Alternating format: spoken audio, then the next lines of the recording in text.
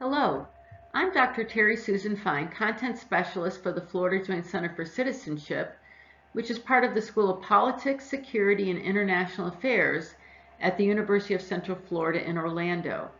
Welcome to our Middle School Civics Highlight Series. Now we focus on Benchmark 1.7. We will explain how the weaknesses of the Articles of Confederation led to the writing of the U.S. Constitution. So in part 2, we're going to be focusing on how responses to the weaknesses of the Articles of Confederation are reflected in the U.S. Constitution. So we're looking at a benchmark clarification that focuses on the weaknesses of the government under the Articles of Confederation, meaning that Congress had no power to tax, to regulate trade, or to enforce its laws. The national government lacked a national court system and central leadership.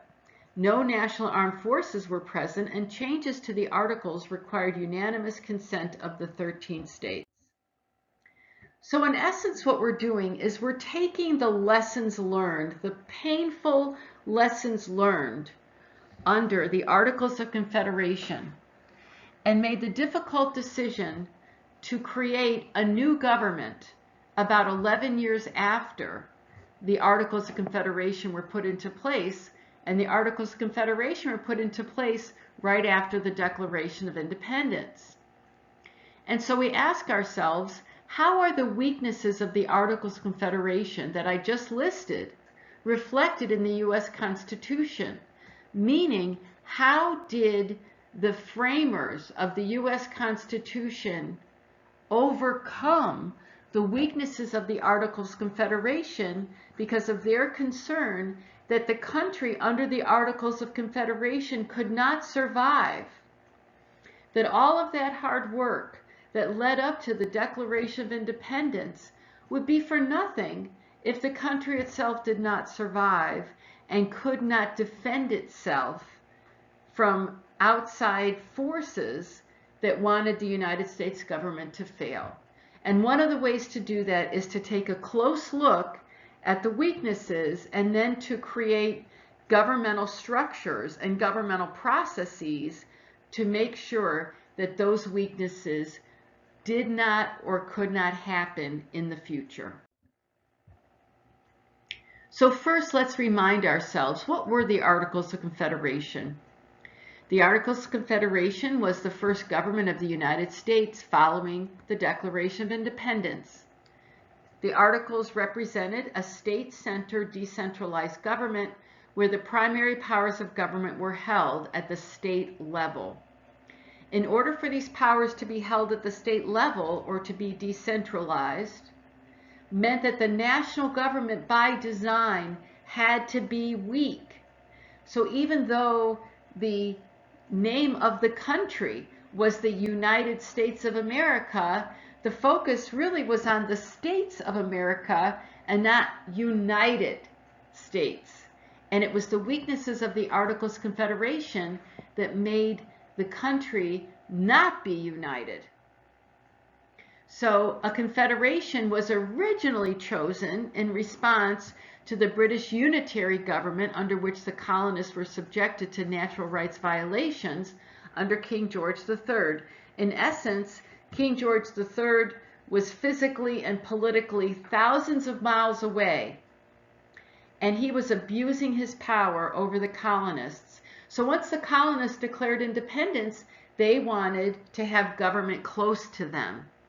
And the way to do that was to have this confederal, decentralized, state-centered system. But yet there were weaknesses because the national government could not function as a strong national government to defend the nation, and defending the nation not only from outside threats, but from internal threats. For example, there being disputes between states and inconsistency across the states in ways that created more difficulty in their interrelationships with one another. So how are the weaknesses of the Articles of Confederation reflected in the U.S. Constitution? Well, we know that Congress did not have the power to tax, to regulate trade, or to enforce laws. So we see in the Constitution, in Article 1 focuses on Congress. Article 1 gives to Congress the power to, quote, lay and collect taxes and to regulate commerce with foreign nations and among the several states. So this means that Congress has the power to collect money from the people to support the national government. And Congress has the power to regulate commerce between the United States and other states and among the several states. So what that means is that if the Congress decided that there would be certain items that could not be produced or sold in a particular state, that would mean that none of the states could produce that item, so that one state would not be advantaged being able to produce certain goods or services and then get the advantage of other states buying from them. Congress also has the power of oversight. The House or Senate may hold hearings to investigate concerns about the executive branch when it is failing to enforce the law. So this means that Congress does have the power to enforce the laws by holding the executive branch accountable. So even though the executive branch is a separate branch, it can still be held accountable. The national government also lacked a national court system. So Article 3 of the Constitution, which focuses on the judiciary branch, establishes the U.S. Supreme Court and, quote, inferior courts as the Congress may from time to time ordain and establish. So not only is there a national court system, but to create the national court system, Congress had the power to decide, for example, how many federal district courts would there be? How many members of the United States Supreme Court would there be? How many circuit courts at the federal level would there be? And so Congress then had this power to create and establish the national court system. What about the fact that the national government lacks central leadership through an executive branch? Article 2 establishes the presidency. The presidential oath of office indicates what the role is of the president and why it's important for the sake of the United States of America.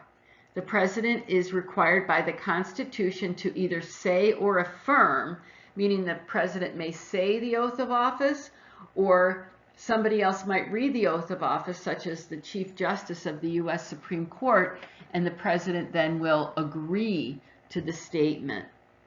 So this oath of office includes, I do solemnly swear or affirm that I will faithfully execute the office of President of the United States and will, to the best of my ability, preserve, protect, and defend the Constitution of the United States.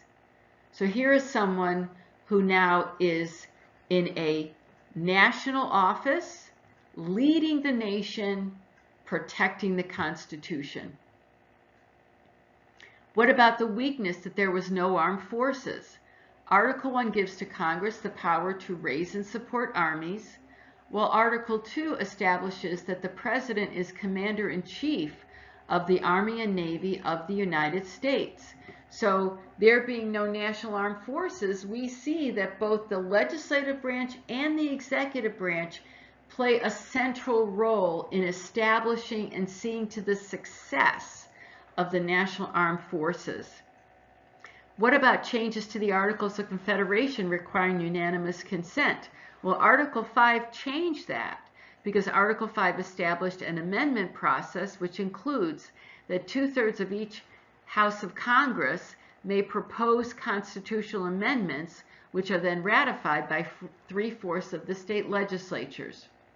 So this is what we often call a supermajority, meaning that with a unanimous requirement that one state could uphold, could prevent any amendment to the Articles of Confederation, here the amendment process requires substantial support at the national level and at the state level, where 2/3 of each House of Congress may propose constitutional amendments, and then 3/4 of the state legislatures.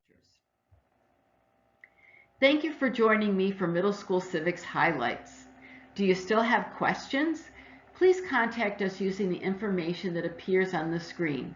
Till next time, I'm Dr. Terry Susan Fine. Thank you for joining me.